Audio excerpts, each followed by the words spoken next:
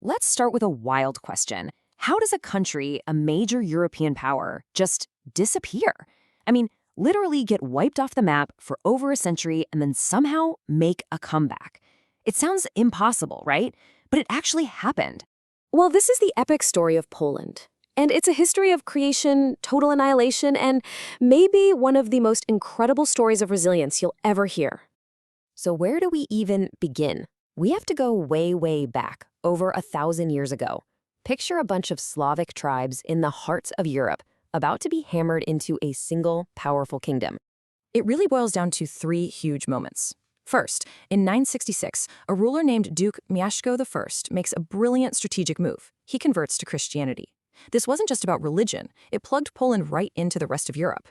Then, in the year 1000, the Polish church gets its own official structure, which was a huge deal for its independence.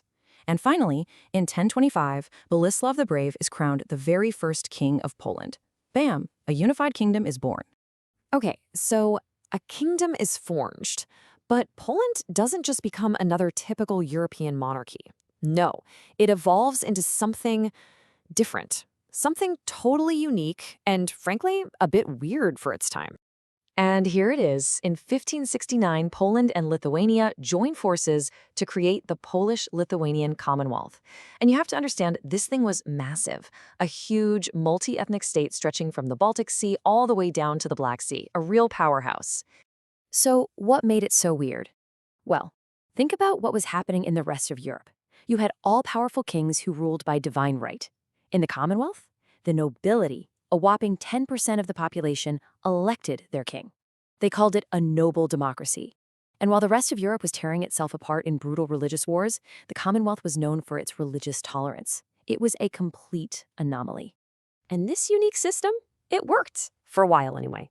It led to this incredible golden age. I mean, this is the era that gave us Nicholas Copernicus, the guy who figured out that the Earth revolves around the sun, completely revolutionizing, well, everything. But you know how these stories go. Every great power seems to have an Achilles heel. And for the Commonwealth, its greatest strength, that decentralized power given to the nobles, would ultimately become its fatal flaw. Its powerful, absolutist neighbors were watching, and they were getting greedy. And here's where it all goes wrong. Russia, Prussia, and Austria saw their chance. In a series of what they called partitions, they basically just moved in and started carving up Poland for themselves.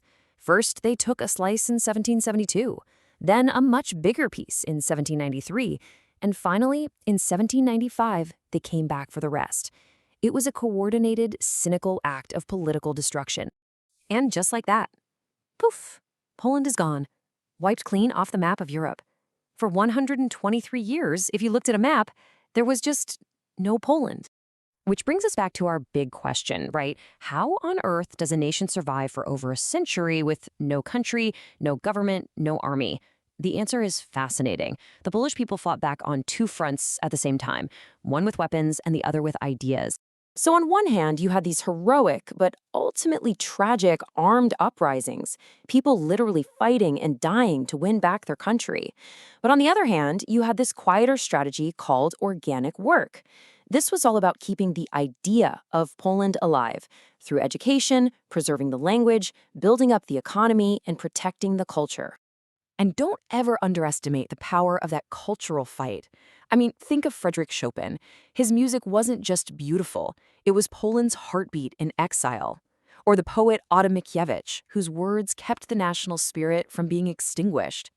And then you have scientists like Marie Sklodowska-Curie, a double Nobel Prize winner, who showed the world the brilliance of the Polish mind even when there was no Polish state. Okay, fast forward to the 20th century. The story is about to take another wild turn. Poland is finally going to get its miraculous rebirth, but it's also about to walk straight into its darkest, most brutal chapter yet. So in 1918, after World War I, the old empire's collapse, and believe it or not, Poland is back on the map. An absolutely incredible moment. But freedom was so fragile.